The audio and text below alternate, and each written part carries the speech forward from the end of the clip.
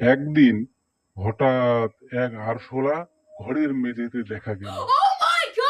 তা দেখে গিন্নি ঝাড়ু হাতে ছুটে এসে সর্বশক্তি দিয়ে আঘাত করল। এক আঘাতেই আরশোলা চিৎ হয়ে পড়ে রইল ঘরের এক কোণে। আঘাত এত জোরালো ছিল যে ওই আরশোলা তো দূরের কথা, আরশোলার 14 গোষ্ঠী এক আঘাতেই খতম হয়ে যেত।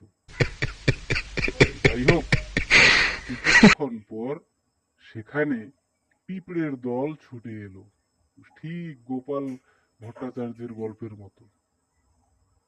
তবে সেখানে কোনো আঠা না থাকায় আরশোলার বডি সরাতে পিঁপড়ের কোনো সমস্যা হয়নি।